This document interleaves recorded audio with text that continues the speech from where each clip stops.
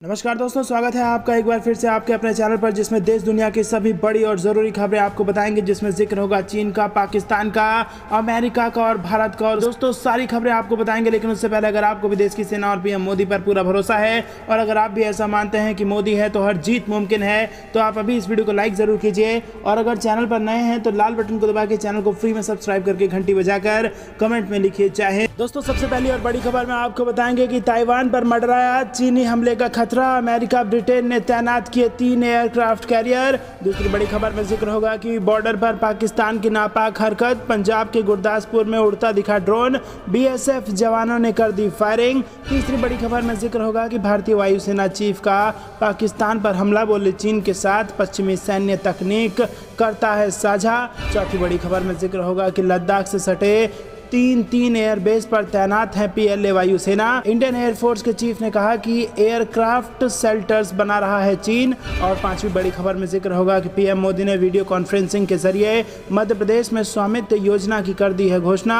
और इसी के साथ जिक्र होगा श्रीलंका का भी, जहां के राष्ट्रपति ने कहा है कि भारत विरोधी गतिविधियों के लिए नहीं होने देंगे अपनी जमीन का इस्तेमाल। दोस्तों हर एक खबर की गहराई में आपको ले जाएंगे, लेकिन उससे पहले आप वीडियो को लाइक करना मत भूलेगा। और दोस्तों अंत तक खबर में बने रहिएगा। रुक करते हैं सबसे पहली और बड़ी खबर की तरफ। ताइवान पर मंडराया चीनी हमले का खतरा, अमेरिका ब्रिटेन ने तैनात कर दिए 3 एयरक्राफ्ट कैरियर। जी हां दोस्तों, बेहद बड़ी खबर निकल के आ रही है। ताइवान के एयर डिफेंस आइडेंटिफिकेशन जोन में 4 दिन के अंदर 149 लड़ाकू विमान भेजकर दहशत पैदा करने वाली चीनी सेना के खिलाफ अमेरिका और ब्रिटेन ने कमर कस ली है। अमेरिका ब्रिटेन ने साउथ चाइना सी में फिलीपींस के पास अपने 3 एयरक्राफ्ट कैरियर तैनात कर दिए हैं।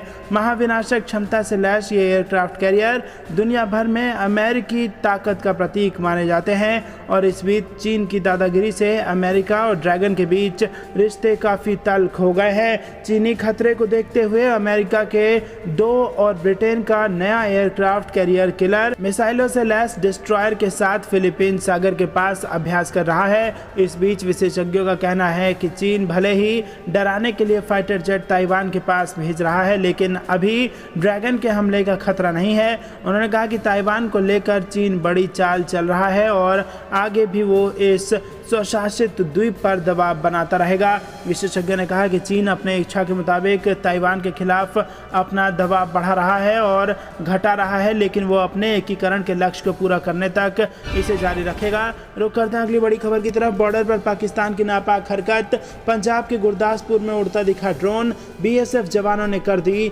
फायरिंग। जी हाँ दोस्तों, आपको बता दें कि बॉर्डर से सटे हुए इलाके में पाकिस्तान आतंकी गतिविधियों को अंजाम देने की फिराक में लगा रहता है। पाकिस्तान पिछले काफ़ी समय से ड्रोन के जरिए भारत को निशाना बनाने के प्रयास में है, लेकिन पूरी तरह से मुस्तैद सुरक्षा बल उसकी हर नापाक हरकत को होने से पहले ही रोक देती है।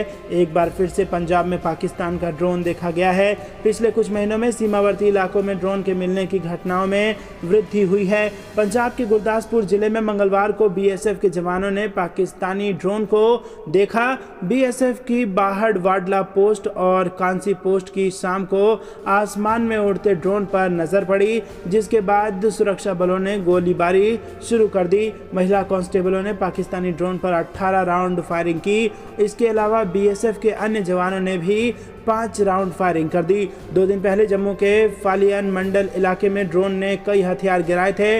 इनमें से एक AK-47, night vision device, 3 magazine और आदि चीज़ें भी आतंकवाद को बढ़ावा देने के लिए गिराई गई थी। दोस्तों रुक करते हैं अगली बड़ी खबर की तरफ। भारतीय वायुसेना चीफ का पाकिस्तान पर हमला, बोले चीन के साथ पश्चिम सैन्य तकनीक करता है साझा। जी हाँ दोस्तों, आपको बता दें भारतीय वायुसेना के प्रमुख मार्शल VR चौधरी ने ग्लोबल कम्युनिटी को पाकिस्तान को वेपन सिस्टम देने के खिलाफ चेतावनी दी है। उन्होंने बताया कि पाकिस्तान चीन को वेस्टर्न मिलिट्री टेक्निक चीन के साथ साझा करता है और इसी के साथ मालूम हो कि चीन पाकिस्तान का अच्छा दोस्त माना जाता रहा है। वायुसेना चीफ ने यह भी कहा है कि पूर्वी लद्दाख में चीनी पीपुल्स लिबरेशन आर्मी की वायुसेना की उपस्थिति बढ़ी है, क्योंकि चीन तिब्बत स्वायत्त क्षेत्र में बुनियादी ढांचे को बढ़ा रहा है। वायुसेना दिवस की प्रेस कॉन्फ्रेंस को संबोधित करते हुए वायुसेना प्रमुख ने यह भी सुझाव दिया कि भारतीय वायुसेना को चीनी वायुसेना पर बढ़त हासिल थी,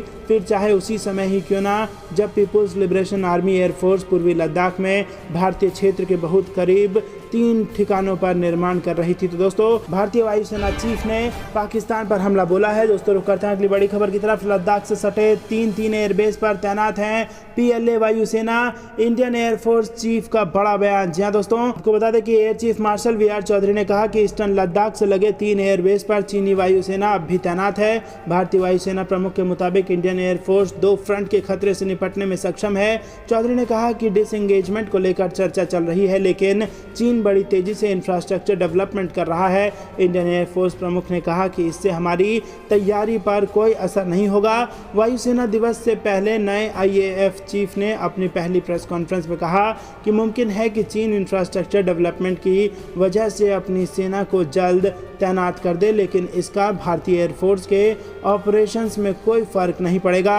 वायुसेना प्रमुख से भारत की सीमाओं के नज़दीक पाकिस्तान और चीन के एयरफील्ड डेवलप करने को लेकर सवाल हुआ। अफगानिस्तान से लगती सीमा के पास या POK में एयरफील्ड के संदर्भ में चौधरी ने कहा कि हमें इस बारे में ज़्यादा चिंता करने की ज़रूरत नहीं है। अभी वो छोटी स्ट्रिप्स हैं जहां कुछ हेलीकॉप्टर्स जा सकते हैं। दोस्तों रुक करते हैं अगली बड़ी खबर की तरफ। PM मोदी ने वीडियो कॉन्फ्रेंसिंग के जरिए मध्य प्रदेश में स्वामित्व योजना की कर दी शुरुआत। जी हाँ दोस्तों, बड़ी खबर आ रही है मध्य प्रदेश से। प्रधानमंत्री नरेंद्र मोदी ने ग्रामीण इलाकों में संपत्ति के स्वामित्व से संबंधित महत्वाकांक्षी स्वामित्व योजना की शुरुआत वीडियो कॉन्फ्रेंसिंग के जरिए कर दी है। PM मोदी वीडियो कॉन्फ्रेंसिंग के माध्यम से दिल्ली से जुड़ गए, जबकि मुख्यमंत्री शिवराज सिंह चौहान हरदा जिले में आयोजित कार्यक्रम में मौजूद रहकर वर्चुअल तरीके से शामिल हुए और 19 जिलों के लगभग 3000 गाँवों को 1,71,000 हितग्राहियों को ई-प्रॉपर्टी कार्ड सिंगल क्लिक के माध्यम से प्रदान करने की औपचारिकता पूर्ण की गई। दोस्तों रुक करते हैं अगली बड़ी खबर की तरफ। श्रीलंका के राष्ट्रपति का बड़ा बयान, भारत विरोधियों के लिए नहीं होने देंगे अपनी जमीन का इस्तेमाल। जी हाँ दोस्तों, श्रीलंका के राष्ट्रपति गोतबाया राजपक्षे ने मंगलवार को कहा कि उनका देश किसी भी ऐसी गतिविधि के लिए अपनी भूमि का इस्तेमाल करने की इजाज़त नहीं देगा जो भारत की सुरक्षा के लिए खतरा हो। उन्होंने ये आश्वासन विदेश सचिव हर्षवर्धन श्रृंगला के साथ हुई मुलाकात में दिया। राजपक्षे ने इस दौरान चीन और कोलंबो के संबंधों के बारे में भी विस्तार से बताया और उन्हें इस बारे में किसी तरह का संदेह नहीं करने को कहा। द्विपक्षीय संबंधों पर चर्चा के लिए विदेश सचिव 4 दिवसीय यात्रा पर श्रीलंका गए हैं। उन्होंने अपनी यात्रा के आखिरी दिन राष्ट्रपति से मुलाकात की है। बैठक राष्ट्रपति के संयुक्त राष्ट्र महासभा में भाग लेकर अमेरिका से लौटने के एक दिन बाद हुई। राजपक्षे ने विदेश सचिव को बताया कि उनकी सरकार ने भारतीय निवेशकों को देश में निवेश करने के लिए आमंत्रित किया है। साथ ही सरकार त्रिकोमाली तेल टैंकरों से जुड़े विवाद को इस तरह हल करना चाहती है जिससे दोनों देशों को लाभ हो। रुक करते हैं अगली बड़ी खबर की तरफ। छोटे से देश को लेकर चीन से भिड़ा अमेरिका, दे डाली ये चेतावनी। जी हाँ दोस्तों, बड़ी खबर आ रही है। चीन ने 1 अक्टूबर को अपना राष्ट्रीय दिवस मनाने के साथ ही ताइवान के साथ अपनी ताकत और धौंस जमाने की कोशिश की थी। दरअसल चीन ने ताइवान के क्षेत्र में 38 लड़ाकू विमान उड़ा दिए थे और इसके बाद से ही ताइवान प्रशासन चीन को लेकर बुरी तरह से भड़का हुआ है। चीन ताइवान पर नियंत्रण स्थापित करने की कोशिश कर रहा है, लेकिन ताइवान की राष्ट्रपति ने भी साफ कर दिया है कि चीन ने अगर ताइवान पर कब्जा जमाने की कोशिश की तो पूरे एशिया में इसके विनाशकारी परिणाम हो सकते हैं। और अब इस मामले में अमेरिका ने भी चीन को चेतावनी दे डाली है। व्हाइट हाउस के प्रेस सचिव जेन साकी ने अपनी प्रेस ब्रीफिंग के दौरान मीडिया कर्मियों से कहा कि हम ताइवान के पास पीपल रिपब्लिक ऑफ चाइना की भड़काने वाली सैन्य गतिविधियों से चिंतित हैं और चीन की ये हरकत क्षेत्रीय शांति और स्थिरता को कमजोर कर रही है। अमेरिका ने चीन से कहा है कि ताइवान के खिलाफ सैन्य, राजनयिक और आर्थिक दबाव बनाना बंद करे। जैन ने कहा कि ताइवान जल संधि में शांति और स्थिरता हमारे लिए महत्वपूर्ण है। साकी ने कहा कि बाइडेन प्रशासन सेल्फ डिफेंस की क्षमता बरकरार रखने में ताइवान की सहायता करना जारी रखेगा। दोस्तों रुक करते हैं अगली बड़ी खबर की तरफ। फिर से बढ़ेगी तकरार, काबुल लौट आया मुल्ला बरादर, हक्कानी की सुरक्षा को ठुकराया और खुद की फौज लेकर आया। जी हाँ दोस्तों, अफगानिस्तान में तालिबान सरकार के डिप्टी प्राइम मिनिस्टर मुल्ला अब्दुल गनी बरादर को लेकर बड़ी जानकारी सामने आ रही है। तालिबान सरकार का उप प्रधानमंत्री मुल्ला अब्दुल गनी बरादर काबुल लौट आया है और उसने पदभार भी ग्रहण कर लिया है, मगर ग्लोबल टेररिस्ट सिराजुद्दीन हक्कानी के नेतृत्व वाले आंतरिक मंत्रालय से सुरक्षा लेने से उसने इनकार कर दिया किया है। बता दें कि बीते दिन खबर आई थी कि हक्कानी नेटवर्क के साथ झड़प में बरादर घायल हो गया था और वो कांधार चला गया था। काबुल से मिली खुफिया जानकारी के अनुसार काबुल में हक्कानी गुट के साथ लड़ाई में बरादर के घायल होने की रिपोर्ट सामने आने के लगभग 1 महीने बाद तालिबान की दोहा शांति प्रक्रिया का प्रमुख यानी बरादर मंगलवार को कांधार से अफगानिस्तान की राजधानी लौट आया। दोस्तों रुक करते हैं अगली बड़ी खबर की तरफ। रामायण के रावण के निधन पर पीएम मोदी ने जताया शोक, नट्टू काका को भी किया याद। जी हाँ दोस्तों, रामानंद सागर के धार्मिक टीवी शो रामायण में रावण का किरदार निभाने वाले अभिनेता अरविंद त्रिवेदी के निधन पर प्रधानमंत्री नरेंद्र मोदी ने दुख प्रकट किया है। उन्होंने अपने ट्वीट में लिखा कि हमने अरविंद त्रिवेदी को खो दिया है, जो न केवल एक असाधारण अभिनेता थे बल्कि जनसेवा के प्रति भी जुनूनी थे।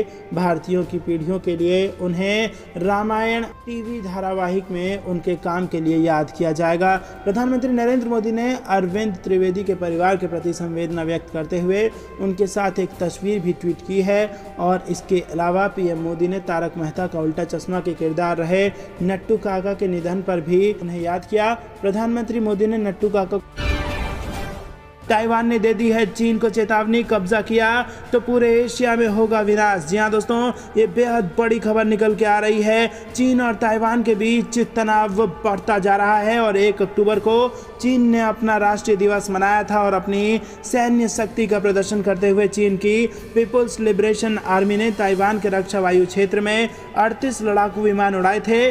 अब इस मामले में ताइवान की राष्ट्रपति साई इंग वेन ने उनका बयान सामने आया है। उन्होंने चेतावनी देते हुए कहा है कि चीन ने अगर ताइवान पर कब्जा किया तो पूरे एशिया में इसके गंभीर और विनाशकारी परिणाम होंगे। फॉरेन अफेयर्स पत्रिका में ताइवान की राष्ट्रपति ने ये लेख लिखा है। उन्होंने कहा है कि ताइवान सैन्य टकराव नहीं चाहता, लेकिन अपने आप को बचाने के लिए जो भी करना पड़ेगा उसे ताइवान करने से नहीं चूकेगा। गौरतलब है कि उनका ये बयान ऐसे वक्त में आया है जब चीन ताइवान पर जबरदस्त दबाव बना रहा है। ताइवान अपने आप को एक स्वशासित लोकतांत्रिक द्वीप के तौर पर देखता रहा है, लेकिन चीन का मानना है कि ताइवान उसका हिस्सा है। चीन के राष्ट्रपति शी जिनपिंग कह चुके हैं कि ताइवान पर चीन का कब्जा निश्चित रूप से होगा। बता दें कि चीन के राष्ट्रीय दिवस पर शुक्रवार को 38 लड़ाकू विमानों ने ताइवान के हवाई क्षेत्र में 2 बार उड़ान भरी और उसे चीन द्वारा अब तक सबसे बड़ा अतिक्रमण बताया गया था। और साल 2016 में ताइवान में हुए राष्ट्रपति चुनावों के बाद से चीन ने इस क्षेत्र में सैन्य, राजनयिक और आर्थिक दबाव को बढ़ाया है, क्योंकि इस चुनावों में इंग वेन ने जीत हासिल की थी। तो दोस्तों आपको बता दें कि ताइवान ने 2 टूक चेतावनी कहिए या फिर धमकी कहिए चीन को दे दी है। चेतावनी देते हुए कहा है कि कब्जा किया तो न केवल चीन बल्कि पूरे एशिया में इसका प्रभाव देखने को मिलेगा। दोस्तों रुक करते हैं अगली बड़ी खबर की तरफ। चीन सीमा के साथ ही पाकिस्तान सीमा पर भी गरजेगी भारत की K9 तोपें। जी हाँ दोस्तों, आपको बता दें कि K9 वज्र हॉवित्जर तोपों की पूर्वी लद्दाख में चीनी सीमा पर तैनाती के बाद भारतीय सेना पहाड़ों के लिए 40 और वज्र हॉवित्जर का ऑर्डर दे रही है। एक रेजिमेंट यानी 20 तोपों को 12 से 16,000 फीट ऊंचे इलाकों में चीन के खिलाफ तैनात किया गया है। दोस्तों ये बेहद बड़ी खबर निकल के आ रही है। 38 से 50 किलोमीटर दूर तक मारक क्षमता वाली K9 वज्र तोप 15 सेकंड में 3 गोले दाग सकती है। मेक इन इंडिया अभियान के तहत दक्षिण कोरिया की कंपनी के सहयोग से K9 वज्र हॉवित्जर तोपों का निर्माण गुजरात के सूरत में किया गया है। पिछले हफ्ते ही लद्दाख के दौरे के दौरान सेना अध्यक्ष ने कहा था कि हॉवित्जर रेजिमेंट वास्तविक नियंत्रण रेखा पर चीन का मुकाबला करने के लिए तैनात की गई है। K9 वज्र तोप 16,000 फीट की ऊंचाई पर 50 किलोमीटर दूर दुश्मन के ठिकानों को नष्ट करने में सक्षम है। ये तोप मोदी सरकार में पहला मुख्य मेक इन इंडिया प्रोजेक्ट है और आपको बता दें कि 100 तोप रेजिमेंट में शामिल कर ली गई हैं। रक्षा और सुरक्षा प्रतिष्ठान के सूत्रों ने कहा कि इस साल की शुरुआत में लद्दाख भेजे गए 3 K9 वज्र के परीक्षण सफल रहे हैं। शुरुआती 100 तोपों का ऑर्डर मूल रूप से रेगिस्तान के लिए किया गया था। दोस्तों रुक करते हैं अगली बड़ी खबर की तरफ। चीन 3 गंभीर संकटों से एक साथ जूझ रहा है, डूब सकती है चीन की अर्थव्यवस्था। जी हाँ दोस्तों, चीन वर्तमान में 3 गंभीर संकटों से एक साथ जूझ रहा है। पहला, बेल्ट एंड रोड इनिशिएटिव के अंतर्गत विश्व के तमाम देशों में ढांचागत परियोजनाएं निरस्त की जा रही हैं। दूसरा, रियल एस्टेट कंपनी एवरग्रांड पर वित्तीय संकट आ गया है। तीसरा, बिजली के उत्पादन में कमी आ रही है, इससे शहरों में पावर कट किए जा रहे हैं। इन तीनों में BRI का संकट सबसे बड़ा है। बेल्ट एंड रोड इनिशिएटिव को चीन ने अपनी अतिरिक्त या सरप्लस पूंजी के निवेश के लिए बनाया था। पिछले 20 वर्षों में चीन के निर्यात ऊंचे रहे हैं और घरेलू बचत दर भी ऊंची रही है। इन मदों से अर्जित रकम को उसे कहीं ना कहीं निवेश करना था, जिसका कारण वो हुआ कि चीन ने BRI योजना को बनाया, बेल्ट एंड रोड इनिशिएटिव को बनाया। इसके तहत उसने विश्व के तमाम देशों में विभिन्न बुनियादी संरचना खड़ा करने के कर्ज दिए। विश्व बैंक ने 2019 में BRI का अध्ययन किया। उसने पाया कि इसके तहत बनाई जा रही परियोजनाओं में स्थानीय देशों को लाभ हो सकता है। वहीं आपको बता दें दोस्तों कि चीन से यूरोप के बीच बिछाई जा रही रेल लाइन के कारण कजाकिस्तान और पोलैंड में विनिर्माण के बढ़ने के संकेत मिल रहे हैं, लेकिन BRI में भारी भ्रष्टाचार व्याप्त है। अक्सर ज्यादा लाभ दिखाकर परियोजना को स्वीकृत कर लिया जाता है, इसलिए तमाम देश इससे पीछा छुड़ाने लगे हैं। दोस्तों, चीन की महत्वाकांक्षी project belt and road initiative धराशायी हो रही है और जो चीन का दोहरा चरित्र है वो काफ़ी देश पहचानने लगे हैं और इसीलिए चीन के इस एग्रीमेंट से पीछे हट रहे हैं देश। रुक करते हैं अगली बड़ी खबर की तरफ। गुजरात में सफल रहा भाजपा का प्रयोग, प्रधानमंत्री नरेंद्र मोदी, JP नड्डा और अमित शाह ने दी बधाई। जी हाँ दोस्तों, आपको बता दें कि गुजरात में सरकार के कामकाज और छवि को लेकर मिल रही रिपोर्ट के आधार पर भाजपा ने सितंबर में ही मुख्यमंत्री बदलकर भूपेंद्र पटेल को राज्य में CM बना दिया था। सबसे बड़ी बात तो ये थी कि मुख्यमंत्री बदलने के साथ साथ भाजपा ने पूरी सरकार का चेहरा ही बदल दिया था और गांधीनगर महानगर पालिका के साथ साथ राज्य के अन्य स्थानीय निकायों के उपचुनावों में मिली बम्पर जीत ने ये साबित कर दिया है कि भाजपा का ये प्रयोग राज्य की जनता को पसंद आ गया है। गुजरात में किए गए इस प्रयोग की कामयाबी से गदगद प्रधानमंत्री नरेंद्र मोदी ने गुजरात भाजपा कार्यकर्ताओं को बधाई और राज्य की जनता को धन्यवाद देते हुए ट्वीट किया। गुजरात और गांधीनगर नगर निगम में स्थानीय निकाय चुनावों के नतीजे भाजपा और गुजरात के लोगों के बीच गहरे जुड़ाव की भावना की पुष्टि करते हैं और हमें बार बार आशीर्वाद देने के लिए लोगों का आभार। जमीनी स्तर पर कड़ी मेहनत करने के लिए गुजरात भाजपा के सभी कार्यकर्ताओं को बधाई। तो दोस्तों, ये ट्वीट करते हुए जनता को धन्यवाद दिया गया है प्रधानमंत्री मोदी द्वारा। दोस्तों रुक करते हैं अगली बड़ी खबर की तरफ। प्रधानमंत्री नरेंद्र मोदी ने 75,000 लाभार्थियों को सौंपे घर और यूपी को दे दी है 4,737 करोड़ रुपए की 75 परियोजनाओं की सौगात। जी हाँ दोस्तों, प्रधानमंत्री नरेंद्र मोदी ने उत्तर प्रदेश की राजधानी लखनऊ में न्यू अर्बन इंडिया थीम पर आयोजित 3 दिवसीय कॉन्क्लेव के मौके पर प्रधानमंत्री शहरी आवास योजना के 75,000 लाभार्थियों को डिजिटल माध्यम से आवास सौंपे हैं। PM मोदी ने कॉन्क्लेव के साथ ही एक्सपो में लगाई गई आधुनिक आवासीय तकनीकों पर आधारित प्रदर्शनी भी देखी और ये कार्यक्रम केंद्रीय आवासन व शहरी कार्य मंत्रालय और उत्तर प्रदेश के नगर विकास विभाग ने मिलकर आयोजित किया। दोस्तों रुक करते हैं अगली बड़ी खबर की तरफ। अमित शाह 23 से 25 अक्टूबर के बीच जम्मू कश्मीर का करेंगे दौरा। जी हाँ दोस्तों, केंद्रीय गृह मंत्री अमित शाह अक्टूबर के अंत में जम्मू कश्मीर का दौरा करेंगे। सूत्रों ने यह मंगलवार को जानकारी दी है। सूत्रों ने कहा है कि अमित शाह का जम्मू कश्मीर दौरा केंद्र सरकार के आउटरीच कार्यक्रम का एक प्रमुख हिस्सा है, जिसमें वो 23 से 25 अक्टूबर तक जम्मू एवं कश्मीर दोनों क्षेत्रों का दौरा करेंगे। अपने 3 दिवसीय दौरे के दौरान वो केंद्र शासित प्रदेश के प्रशासन, पुलिस और सुरक्षा बलों के साथ साथ केंद्र सरकार द्वारा वित्त पोषित परियोजनाओं के विकास के साथ जम्मू कश्मीर में सुरक्षा स्थिति की भी समीक्षा करेंगे। अनुच्छेद 370 को निरस्त करने के बाद पहली बार केंद्र शासित प्रदेश का दौरा करने वाले अमित शाह और अधिक विकास परियोजनाओं की घोषणा करेंगे। अधिकारी ने बताया है कि वो लोगों के प्रतिनिधिमंडल से भी मुलाकात करेंगे। केंद्र सरकार के चल रहे आउटरीच कार्यक्रम के तहत लगभग 70 केंद्रीय मंत्रियों के केंद्र शासित प्रदेश का दौरा करने की उम्मीद है और उनमें से कई पहले ही वहां जा चुके हैं, जबकि कई अन्य के दौरे पाइपलाइन में हैं। आपको बता दें, केंद्र सरकार ने जनवरी 2020 में विभिन्न विकास योजनाओं के क्रियान्वयन के लिए जम्मू कश्मीर के लिए 80,000 करोड़ रुपए के विकास पैकेज को मंजूरी दे दी है। दोस्तों, रुक करते हैं अगली बड़ी खबर की तरफ। 1 करोड़ छात्रों को टैबलेट, घर खरीदने पर केवल 500 रुपए स्टाम्प शुल्क। यूपी की योगी कैबिनेट में लिए गए कई फैसले। जी हाँ दोस्तों, उत्तर प्रदेश की योगी सरकार ने मंगलवार को छात्रों और कमजोर वर्ग के लोगों के लिए बड़ा फैसला लिया है।